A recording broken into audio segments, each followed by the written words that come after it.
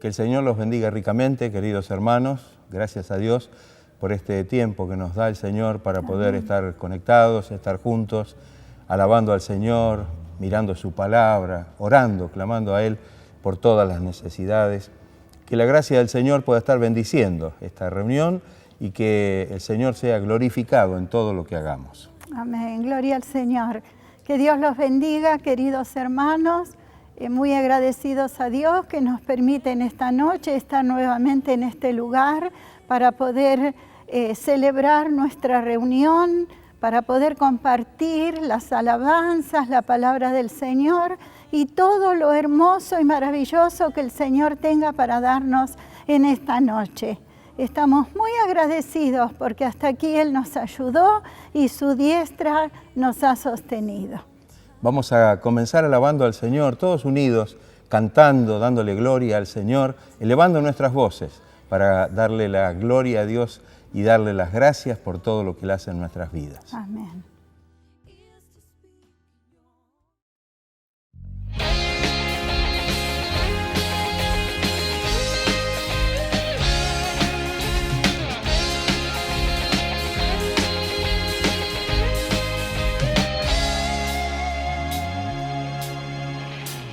Mi Dios, Redentor, mi Rey, Consolador, a ti todo el honor.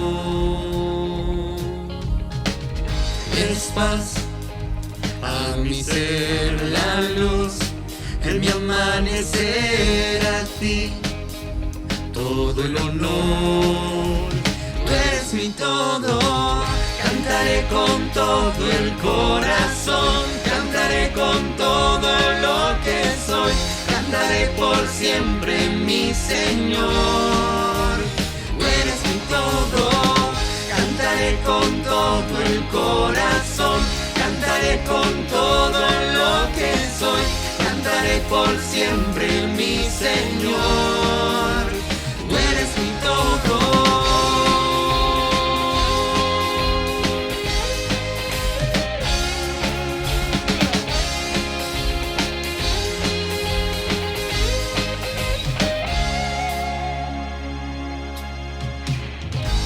Paz a mi ser, la luz en mi amanecer, a ti todo el honor. Tú eres mi todo, cantaré con todo el corazón, cantaré con todo lo que soy, cantaré por siempre mi Señor. Tú eres mi todo, cantaré con todo el corazón, cantaré con todo lo que soy, cantaré por siempre mi Señor. Tú eres mi todo.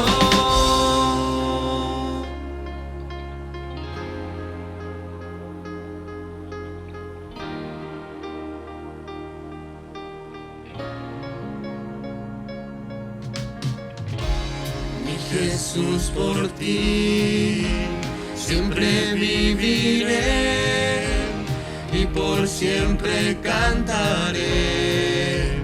Tú eres mi todo, mi Jesús, por ti siempre viviré y por siempre cantaré. Cantaré con todo el corazón, cantaré con todo lo que soy, cantaré por siempre mi Señor. Tú eres mi todo.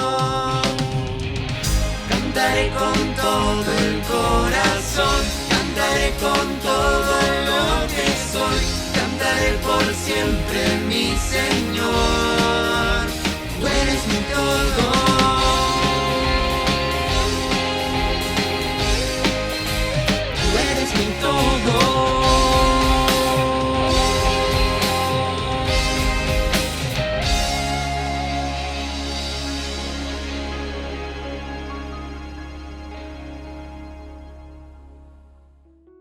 Vamos a leer la palabra del Señor en el libro de los Hechos, en el capítulo 2, los versículos del 36 hasta el 39.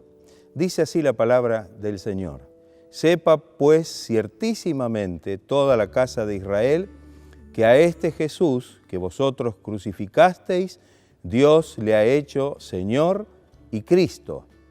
Al oír esto se compungieron de corazón y dijeron a Pedro y a los otros apóstoles: varones hermanos, ¿qué haremos? Pedro les dijo: arrepentíos y bautícese cada uno de vosotros en el nombre de Jesucristo para perdón de los pecados y recibiréis el don del Espíritu Santo. Porque para vosotros es la promesa y para vuestros hijos y para todos los que están lejos, para cuantos el Señor nuestro Dios llamare. Qué hermosa palabra. Después de la resurrección y ascensión de Jesús, se cumplió la promesa del derramamiento del Espíritu Santo el día de Pentecostés. El libro de los Hechos registra estos acontecimientos y ante lo ocurrido en el aposento alto, el apóstol Pedro pronuncia su primer sermón a la multitud, una multitud confusa, incrédula, que se preguntaba: ¿qué quiere decir esto? ¿Qué es lo que está pasando? No entendían. En realidad estaban entre la burla y la perplejidad.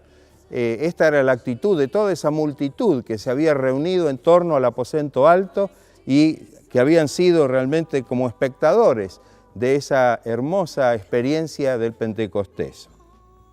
Ya cuando miramos el contexto nos damos cuenta que realmente iba a comenzar un tiempo glorioso y un tiempo nuevo, porque evidentemente, tal como el Señor lo había anunciado, a partir de la llegada del Espíritu Santo, ellos podrían comenzar a predicar y podían comenzar a extender el reino de Dios, como les dijo el Señor, hasta lo último de la tierra. Si bien Pedro comenzó su mensaje a predicar dando el fundamento de lo que estaba ocurriendo según la profecía del profeta Joel, sin embargo, inmediatamente dirige su mensaje a la persona y a la obra de Jesús Nazareno, a quienes les dice, según reza el texto: prendisteis y matasteis por manos de inicuos, crucificándole, al cual Dios levantó, sueltos los dolores de la muerte, por cuanto era imposible que fuese retenido por ella. Este versículo o estos versículos son el 23 y el 24 del mismo capítulo que hemos leído.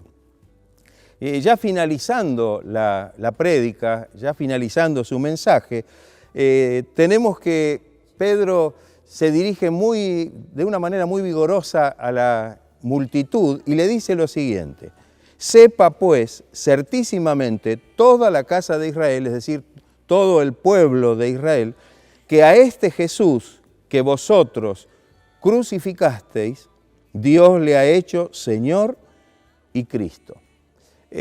Por supuesto que ellos sabían perfectamente quién era Jesús, no es que desconocían quién era el Señor, y todo lo que había acontecido en relación con su muerte en la cruz, evidentemente ellos habían tomado parte de todo esto. Ahora Pedro les dice a toda la casa de Israel, a todo el pueblo, sin excepción, que este Jesús que ellos habían crucificado, Dios lo hizo Señor y lo hizo Cristo. Los judíos no creyeron que Jesús era el Mesías, no lo recibieron como tal, por el contrario, lo rechazaron, lo desecharon y lo llevaron justamente a la muerte. Analicemos las palabras Señor y Cristo porque tienen un sentido muy especial en este texto. La palabra Señor en el Antiguo Testamento, el nombre de Dios era Jehová, Yahvé. El pueblo judío, para no desobedecer el mandamiento de Dios, que no se podía usar el nombre de Dios en vano, entonces utilizaban la palabra hebrea Adonai, que significa Señor. Así que fíjense que era la palabra Señor para Dios. Amén. En el hebreo era Adonai y en griego era Kyrios, que significa Señor. Cuando el pueblo judío traducía sus escrituras hebreas al griego, conocido como la Septuaginta o la versión de los 70, traducían la palabra hebrea Adonai a la palabra griega Kyrios, que significa justamente Señor. Entonces el pueblo judío estaba acostumbrado a utilizar la palabra griega Señor para referirse a Dios. Por eso es que cuando les dice que debían reconocer que Dios había hecho a Jesús Señor, les estaba diciendo algo que tenía una gran trascendencia. El Nuevo Testamento utiliza justamente esa palabra, Señor, que viene de Kyrios, para hablar de Jesús. Entonces los escritores del Nuevo Testamento igualan el señorío de Jesús con el señorío de Dios. No hay diferencia en este sentido porque tienen los mismos nombres, el señorío de Jesús y el señorío de Dios. Y eso es lo que Pedro quiere decir cuando expresa que Dios ha hecho Señor a Jesús. Lo ha igualado, le ha dado realmente ese nombre que tiene que ver con la deidad. Cuando hablamos del otro nombre que se expresa acá, que es Cristo, del griego Christos, corresponde a la palabra hebrea Mesías. Corresponde a esa palabra que realmente nos llama la atención porque Cristo significa Mesías. Y ambas palabras, tanto Cristo como Mesías, significan ungido, el ungido de Dios. El pueblo judío esperaba la llegada del Mesías. Ellos esperaban el cumplimiento de la promesa del Antiguo Testamento y estaban esperando al Mesías, creyendo que los libraría de la opresión y restauraría a Israel a su gloria pasada, amén, a los tiempos de gloria del pueblo de Israel. El Mesías sería como Moisés, por ejemplo, que los liberó al pueblo judío de la esclavitud de Egipto, o como David, que hizo de Israel una nación grande, una nación reconocida y poderosa. Debían reconocer y recibir entonces a Jesús como Señor y como Mesías, como Cristo. Jesús era su nombre terreno, significaba Salvador, significaba su naturaleza y su obra aquí en la tierra, pero Señor y Cristo destaca su naturaleza divina. Es decir, que lo que Pedro les está diciendo a ellos es que más allá de conocerlo como Jesús, ahora debían reconocerlo como Señor y como Cristo, como el Mesías enviado de parte del Señor. Dicho esto, Pedro les está diciendo que en realidad entonces lo que habían hecho tan grave era que habían matado a Dios. Qué terrible se escucha esto, ¿no? Qué terrible se escucha esta frase. Pero tenemos que entender que en realidad eso es lo que habían hecho.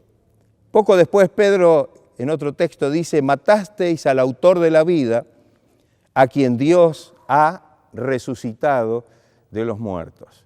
Qué importante que ellos tuvieran o tomaran conciencia de cuán grave era el pecado de ellos al haber matado al Mesías, haber matado al Señor, y ahora realmente es esto lo que estaba llegando como mensaje de parte de Pedro al corazón de ellos. Podemos preguntarnos, ¿qué impacto tuvo esta palabra, este mensaje que fue extenso, un poco hemos reducido, fue extenso, pero que termina con estas palabras? ¿Qué impacto habrá producido? El versículo 37 que leímos al principio dice que al oír esto, al oír estas palabras, este mensaje, se compungieron de corazón. ¿Saben que la palabra compungir aquí significa perforar? Esta palabra estaba perforando sus corazones, estaba penetrando profundamente, haciéndoles sentir realmente culpables por la muerte de Jesús. Era una palabra que había impactado tremendamente en sus vidas. Sabemos que la palabra de Dios penetra en nuestros corazones.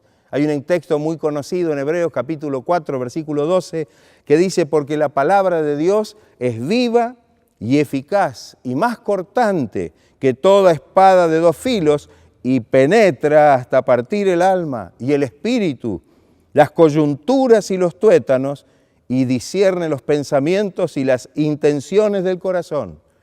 Y no hay cosa creada que no sea manifiesta en su presencia, antes bien, todas las cosas están desnudas y abiertas a los ojos de aquel a quien tenemos que dar cuenta. Qué texto maravilloso que tiene que ver con lo que estamos diciendo.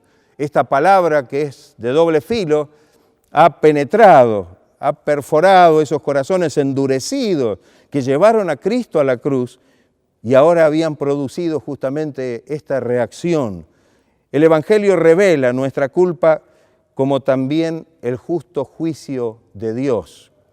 Hay algo aquí para meditar, para mirar con cuidado.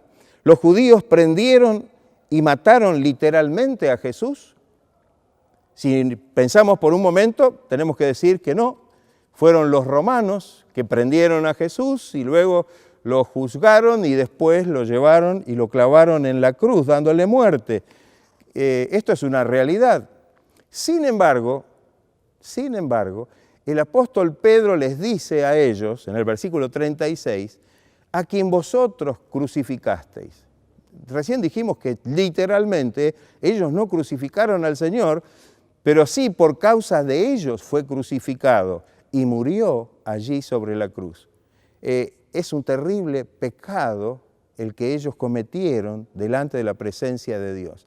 La Biblia dice que no solamente por el pecado de ellos el Señor tuvo que sufrir la cruz. No solamente por el pecado del pueblo de Israel el Señor tuvo que morir, sino también por nuestros pecados y por los pecados de toda la humanidad. Ante esta tremenda realidad, ellos exclaman, varones hermanos, ¿qué haremos?, dicen. Habían comprendido su culpa, se habían dado cuenta, esa palabra había penetrado, había perforado esos corazones endurecidos y ahora se dan cuenta que realmente estaban en una situación delante de Dios terrible. Ahora les surgía la necesidad de hacer algo, si fuera posible, para remediar lo que habían hecho. Pedro les dio la respuesta a esa pregunta. ¿Qué podemos hacer? Varones hermanos, ¿qué debemos hacer? ¿Qué haremos? Y Pedro les dijo algo muy concreto y sencillo. Arrepentíos, arrepentíos. Este no es un tema muy promovido en este tiempo, se habla muy poco acerca del arrepentimiento. Este Pedro rehabilitado, que había sido rehabilitado por Dios, sabe bien, por experiencia propia, que Dios concede una segunda oportunidad a aquellos que le han traicionado. Pedro le negó al Señor, tal como el Señor se lo había anticipado, y evidentemente esto causó en él un gran impacto y una gran amargura, pero sin embargo el Señor le dio la oportunidad para que fuese restaurado. Seguramente toda esta gente, todo ese pueblo estaba sufriendo un remordimiento tan fuerte y tal vez una angustia interna, un sentimiento tan abrumador por lo que habían hecho, por lo que había pasado. La palabra había tocado sus corazones y se sentían de esta manera. Pero debemos decir que el verdadero arrepentimiento es más que un sentimiento. A veces sentimos o podemos sentir cierto remordimiento por lo que hemos hecho, pero a veces no significa eso un verdadero arrepentimiento. El verbo griego que se usa para la palabra arrepentimiento es una combinación de dos palabras griegas, meta, que significa cambio, y nous, que significa mente. Entonces se refiere a un cambio en la forma de pensar, en el entendimiento, como también un cambio de actitud que afecta inclusive nuestras acciones. Un cambio de pensamiento tiene el poder de cambiar aún nuestros sentimientos y aún nuestras acciones. Y esto es algo que es una realidad.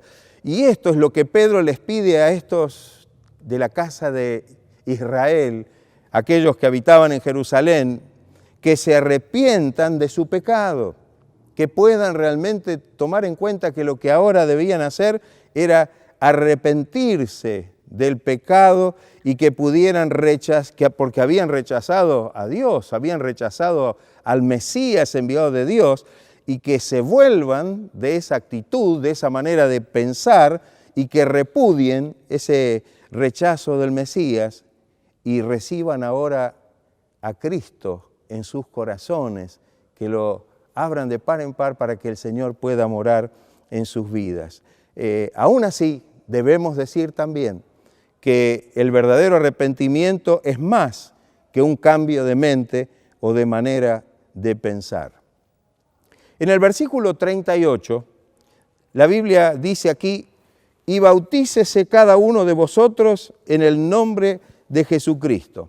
Pedro les dijo, arrepentíos y bautícese cada uno de vosotros en el nombre de Jesucristo. Juan el Bautista había practicado el bautismo de arrepentimiento. Cuando él comenzó, siendo precursor de la venida del Señor, comenzó haciendo este bautismo de arrepentimiento para perdón de los pecados. Pero ahora Pedro introduce algo nuevo en lo que él está diciéndoles al pueblo de Israel. El bautismo ahora debe hacerse en el nombre de Jesús. Yo creo que ahí hay un punto muy importante. En aquel tiempo y lugar, la gente consideraba el nombre de una persona más que una simple identificación para saber quién es. Creían que el nombre expresaba algo de la identidad de la persona, de su naturaleza. Esto es algo, lo vemos a lo largo de la Biblia, que los nombres bíblicos tienen tanto que ver con la vida de los personajes bíblicos y que cuando nos enteramos del significado de esos nombres podemos ver realmente que se cumple en la vida que han llevado.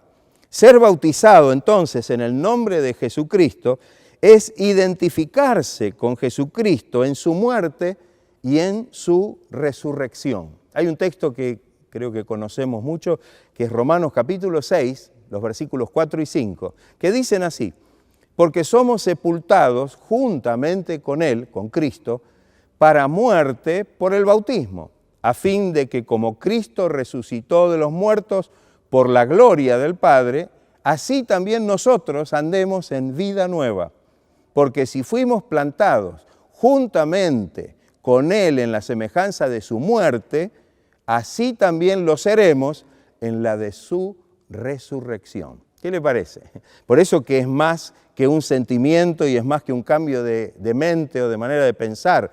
Hay una experiencia que nos habla de una muerte y de una resurrección, de una muerte a la antigua vida, a la antigua naturaleza y al pecado, y una resurrección a una nueva vida, una vida gloriosa en la presencia del Señor. El arrepentimiento es una experiencia espiritual, interior, y el bautismo, una confirmación exterior del cambio interior ya realizado. Yo siempre que hablamos con los hermanos del bautismo decimos no es para, sino es porque. Es decir, no es para ser mejores o para poder decir que después obtenemos algo a través del bautismo, sino que es al revés, porque hemos obtenido por medio de la fe en Cristo la salvación, ahora damos el paso del bautismo, como dijimos recién, como una confirmación de aquella decisión interior en nuestro corazón. Tenemos que decir tres cosas sencillas. El bautismo en agua es un paso de fe, de obediencia y de testimonio. Esto es algo importante. Es una manifestación de que hemos creído en Jesucristo como nuestro Salvador y Señor.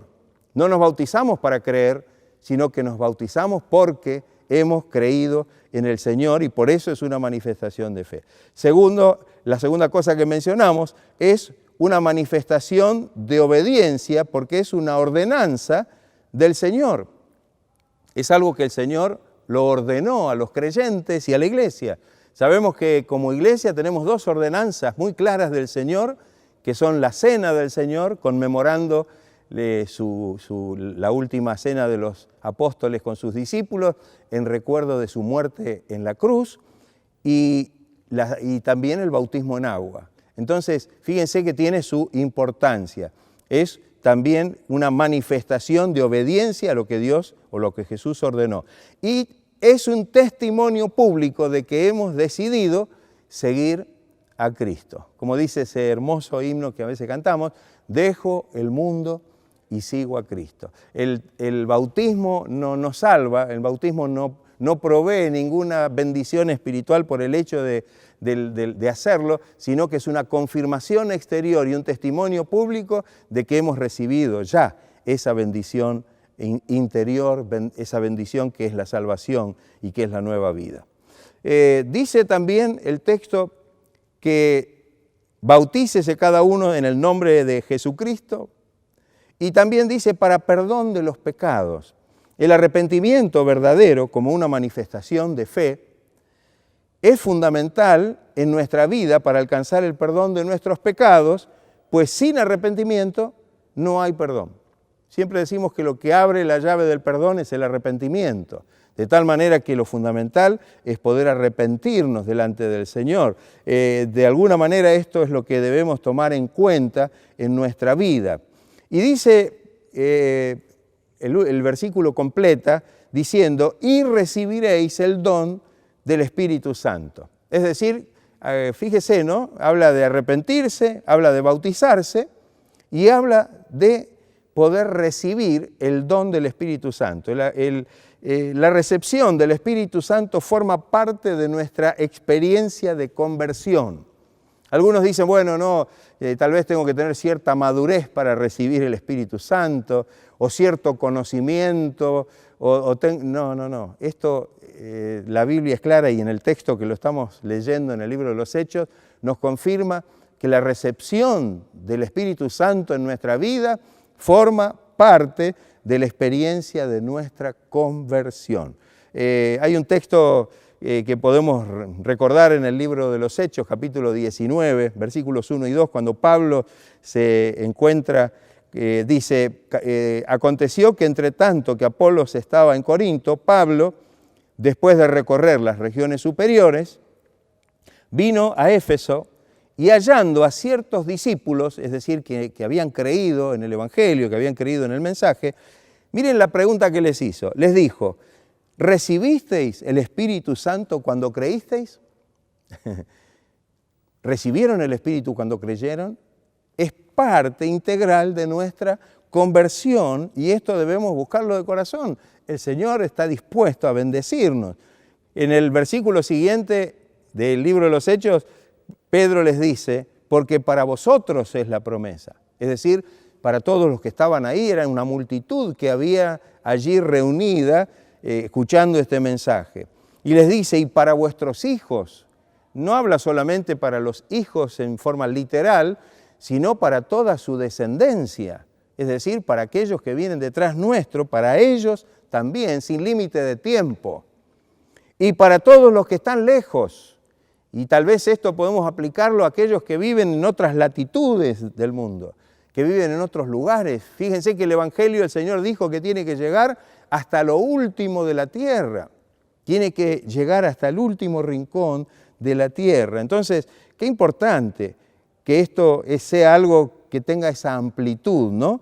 Para todos los que están lejos. Y termina diciendo, para cuantos el Señor, nuestro Dios, llamare. Es decir, para todos aquellos que reciben el llamado de Dios a través de la palabra del Evangelio.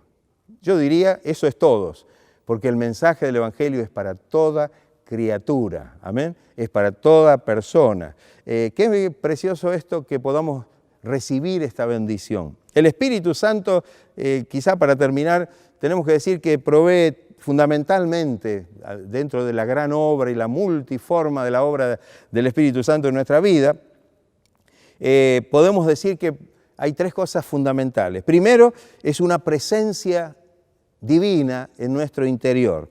Dice la palabra de Dios que el Espíritu Santo morará en nuestros corazones, estará en forma permanente, hará residencia en nuestra vida. Él no viene para hacernos una visita, sino que Él viene para habitar, para morar en nuestros corazones. Jesús lo prometió de esta manera.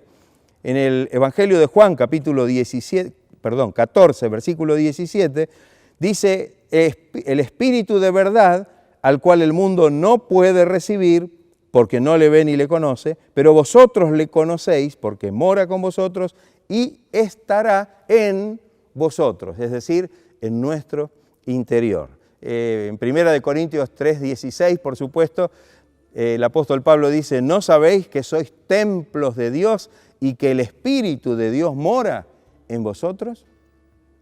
La segunda cosa es que es un equipamiento, una capacitación para poder servir al Señor. Hay un texto que lo leemos permanentemente, el de Hechos 1:8, que dice: pero recibiréis poder cuando haya venido sobre vosotros el Espíritu Santo, y me seréis testigos en Jerusalén, en toda Judea, en Samaria y hasta lo último de la tierra. Ese poder tenían que recibirlo, iban a ser capacitados para poder llevar luego el mensaje del Evangelio hasta lo último de la tierra. Y la tercera cosa, una transformación a la imagen de Cristo. El Espíritu Santo es el que va obrando en nuestra vida y nos va transformando a la misma imagen del Señor.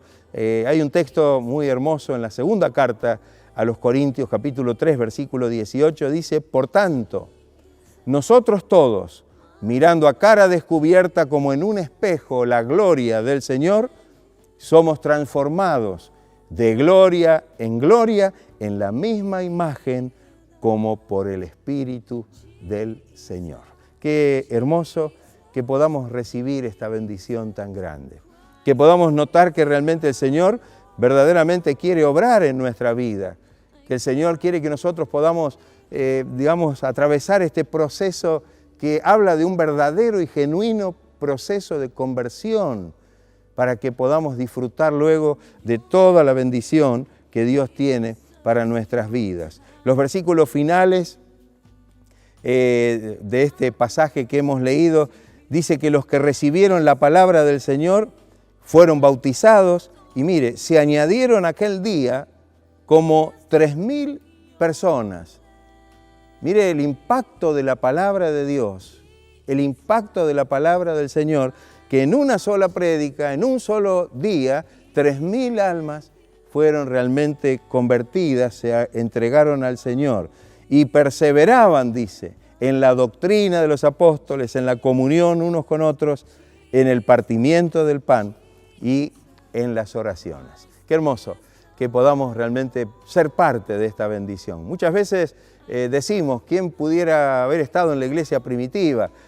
Creo que tenemos el privilegio de pertenecer a la iglesia. Ellos tuvieron el privilegio de ser los que comenzaron, tuvieron la experiencia de arrancar con la obra, con la iglesia en principio, y nosotros estamos en los últimos tiempos de tener que realmente tener en mente de una iglesia crecida, una iglesia que ha pasado por la verdadera experiencia de conversión, una iglesia que realmente está llena de la gracia y del poder del Espíritu Santo, una iglesia que verdaderamente tiene sobre sí la responsabilidad y el anhelo de servir al Señor y de llevar este mensaje hasta el último de la tierra y permitir que esta gracia del Espíritu siga transformando nuestras vidas para que podamos ser hechos conforme a la imagen de nuestro Señor Jesucristo. Qué maravilloso. La palabra de Dios nos habla siempre de experiencias. Esta experiencia que realmente es lo que nos permite anunciar y predicar el Evangelio, porque esta palabra es la que se cumple en nuestras vidas. Que el Señor esté bendiciendo nuestras vidas, que el Señor esté bendiciendo a cada uno. Si hay alguien que todavía no ha comenzado, no ha entregado su vida al Señor, que podamos realmente dejar que la palabra de Dios perfore, penetre en nuestros corazones, como dijimos hoy, y que pueda realizar esa obra tan maravillosa de convicción para que podamos arrepentirnos, para que podamos llegarnos al Señor, para que podamos dar los pasos, para que podamos ser parte de esta iglesia gloriosa que el Señor ha formado y ha edificado y sigue edificando aquí sobre la tierra. Que Dios esté bendiciendo a cada uno. Vamos a cantar antes de culminar con nuestro culto y vamos a adorar el nombre del Señor. Amén. Así que unamos nuestras voces nuevamente para alabar y para bendecir el nombre de nuestro Señor.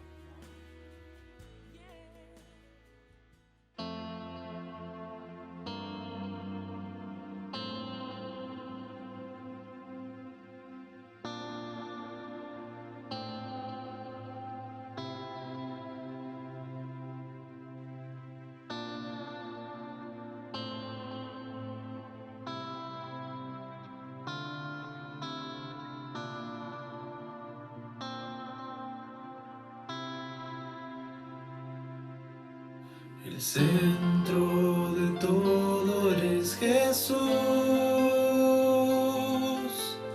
el El centro de todo eres Jesús, desde el principio y hasta el fin. Tú has sido y siempre serás Cristo. Cristo, tú eres el centro. Nada importa más que tú.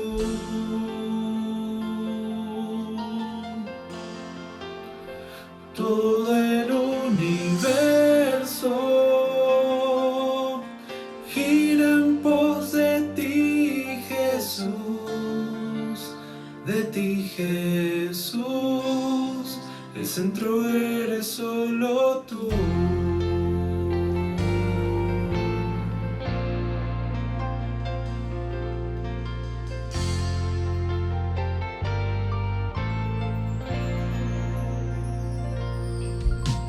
El centro de mi vida es Jesús.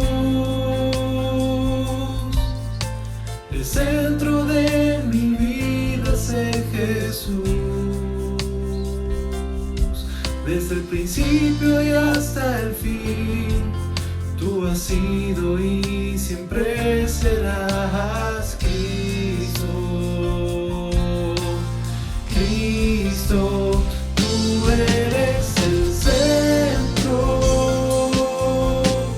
Nada importa más que tú.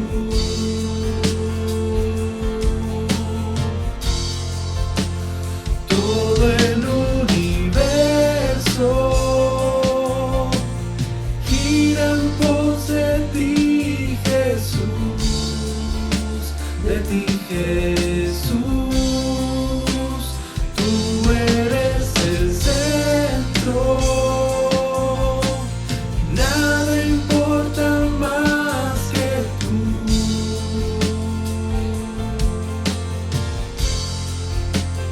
Todo el universo gira en pos de ti, Jesús, de ti, Jesús.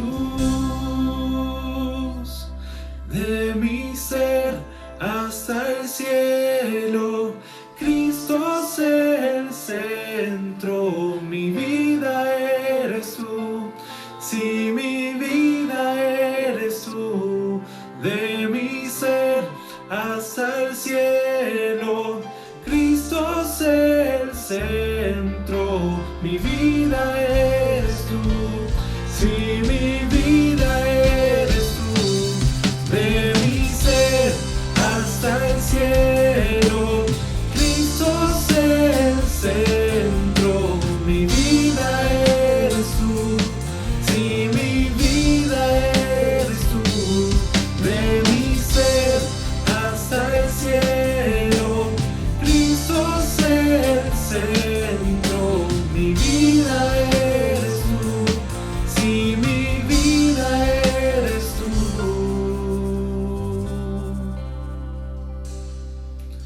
El centro de tu iglesia es Jesús. El centro de tu iglesia es Jesús. Cada rodilla se doblará y toda lengua te confesará. Cristo, Cristo, Cristo, Cristo, Cristo, Cristo, Cristo, Cristo. De mi ser hasta el cielo, Cristo es el centro. Mi vida eres tú, si mi vida eres tú. De mi ser hasta el cielo, Cristo es el centro. Mi vida eres tú, si mi vida eres tú.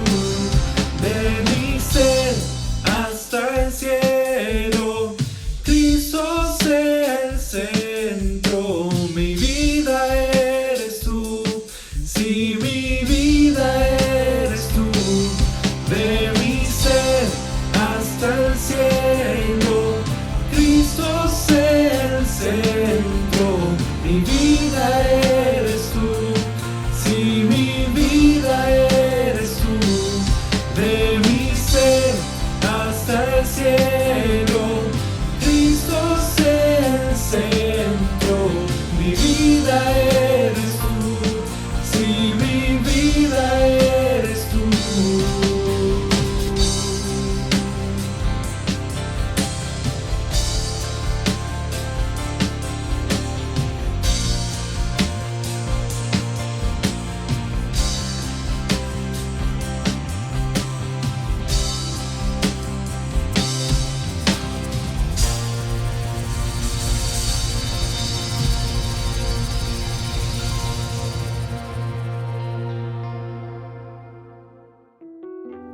Bueno, hermanos, hasta aquí hemos llegado con la reunión que el Señor nos permitió celebrar en esta noche. Gracias porque hemos escuchado su palabra. Gracias que hemos podido cantar y alabar su nombre, que hace tan bien a nuestro espíritu poder alabar a nuestro bendito Señor. Y ahora que termina esta semana y comienza otra, estamos pidiendo a Dios que nos guíe, que nos ayude, teniendo en cuenta lo que dice su palabra. Estad siempre gozosos y orad sin cesar. Es lo que vamos a hacer a lo largo de esta semana para que Él vaya guiando nuestra vida, guiando nuestro camino y ayudándonos en todas las situaciones que tenemos que enfrentar. Que Dios los bendiga mucho, que el Señor los ayude y los guíe en todas las cosas. Vamos a estar todos unidos ahora en oración y pidiendo al Señor que la gracia de Dios pueda estar sobre cada vida, Amén. Que nos ayude a poder abrir nuestros corazones Amén. en su presencia, que esta palabra que hemos recibido también pueda quedar grabada en nuestros corazones y la podamos poner por obra. Que el Señor bendiga a cada uno, cada familia, cada hogar. Si hay necesidades o Amén. peticiones, podamos tenerlas delante del Señor en este momento y pedirle al Señor que Él esté obrando con su poder y con su gracia. Gracias, Señor. Señor, te damos muchas gracias por este Alabado. tiempo maravilloso que nos has permitido estar en tu presencia, Señor, alabarte, bendecirte, oír tu palabra, Señor, que habla a nuestros corazones. Amén. Ayúdanos, Señor, para que podamos seguir firmes, perseverando, Señor, en tu camino. Bendice a cada uno de mis hermanos y hermanas, que tu gracia pueda estar fortaleciendo cada vida, Señor, bendiciendo cada hogar, cada familia, Amén, que suplas Señor. toda necesidad Gloria conforme a a tu tus nombre. riquezas en gloria. Y Señor, si hay algún enfermo, si hay alguna necesidad de esa naturaleza, que tu gracia se manifieste con poder, sanando, liberando, Señor, trayendo paz, fortaleza y libertad. Señor, todo lo pedimos en el glorioso nombre de Jesucristo, para gloria, para honra y alabanza de su nombre. Amén. Amén. Gracias, Señor Gloria a amado. Dios. Gracias, Señor. Amén. Gracias, Jesús. Gracias, Señor. Gracias, Dios. Queridos hermanos, los amamos en el amor del Señor y que el Señor les bendiga ricamente. Que el Señor los guarde, los bendiga, que tengan una semana de mucha bendición y que la gracia de Dios nos esté guiando en todas las cosas que debemos hacer. Christ